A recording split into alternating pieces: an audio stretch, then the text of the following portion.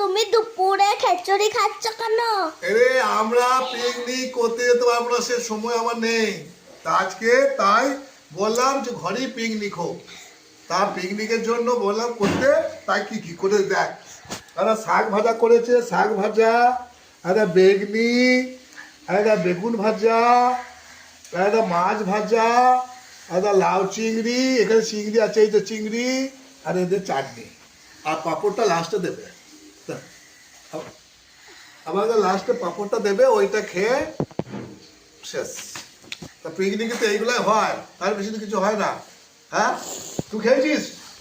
হ্যাঁ খেয়েছিস? হ্যাঁ। তোর কেমন লেগেছে? আর গোবিন্দভোগের চালের খিচুড়ি কেমন হয়েছে দেখি? দারুণ, মন ভরে যাচ্ছে। হুম, দারুণ রান্না করেছো গো তুমি। এই জন্য তুমি কিছু একটা পাবে আমার কাছ থেকে, ঠিক আছে? হ্যাঁ।